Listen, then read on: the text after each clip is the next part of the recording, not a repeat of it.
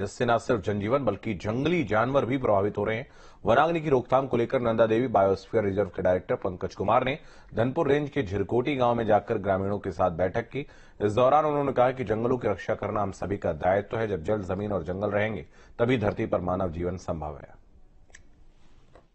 बाहर से आए हुए कर्मचारियों को प्रणाम करती हूँ। मेरे स्टाफ पूरा वन विभाग हमारे साथ दे रहा है और मैं तो ये सोच रही कि जितना आग न लगे उतना ही अच्छा है, क्योंकि गांव वाले भी यहाँ के बहुत तो जागरूक है, पर बाहर वाले लगा रहे आग।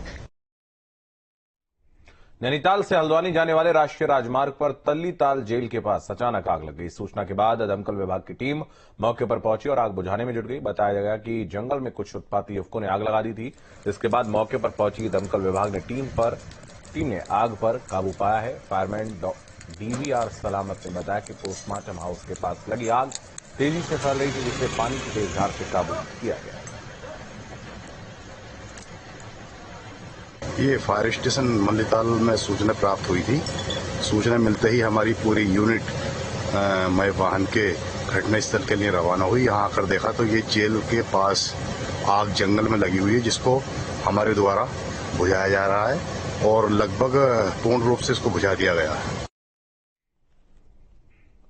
जंगलों में लगी आग से उत्तराखंड काफी प्रभावित हुआ। लाखों की वन संपदा राख हो गई। जंगलों में लगी हरी वनस्पतियों के जलने से निकला धुआं घाटियों में फैल गया, जिससे लोगों की आंखों में जलन महसूस हो रही है।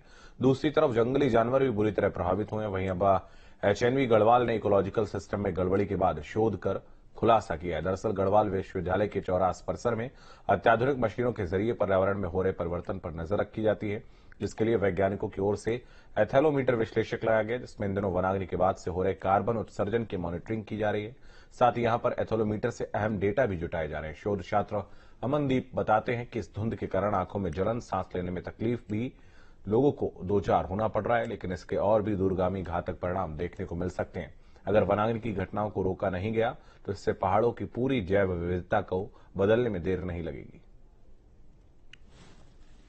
जो आजकल जंगलों में आग लग रही है, उसके कारण अगर आप देखेंगे जो ब्लैक कार्बन की जो कंसेंट्रेशन है, जो अगर आप देखेंगे कुछ भी चीज जलती है उससे कार्बन के छोटे छोटे पार्टिकल रिलीज होते हैं और वो वायुमंडल में फैलते हैं। जो सामान्य तौर पे जो श्रीनगर में हम लोग जो ब्लैक कार्बन की जो कंसेंट्रेशन है वो हम लोग 1000 नैनोग्राम पर मीटर क्यूब हम लोग मेजर करते हैं। बट आजकल जिस हिसाब से हमारा इंटेंस फॉरेस्ट फायर हो रहा है, उसकी वजह से ये जो वैल्यू है ये अगर आप देखेंगे 16,000 17,000 तक जाती है।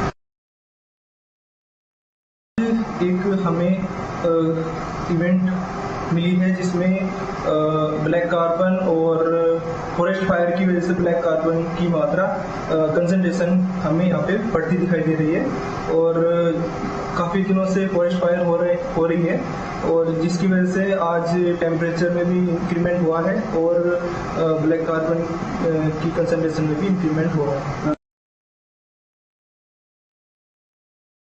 वनाग्नि है जिसको हम फॉरेस्ट फायर बोलते हैं बेसिकली, इससे जो है हमारी आंखों में नुकसान हो रहा है। जैसे सुबह उठते हैं उसमें आंखों की जलन वगैरह महसूस हो रही है हमें।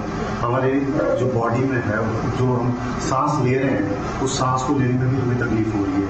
हमारे प्रॉपर ऑक्सीजन हमको मिल नहीं पा रही है इस फॉरेस्ट फायर की वजह से, जिससे हमारा ऑक्सीजन लेवल भी कम हो रहा है और जो हमारे आसपास में जितने भी जीव जंतु हैं उनके लिए भी ये बहुत हानिकारक है। कर्णप्रयाग में वनाग्नि की घटना को अंजाम देने वाले 4 लोगों को वन विभाग ने गिरफ्तार किया। केदारनाथ के धनपुर रेंज क्षेत्र में कार्रवाई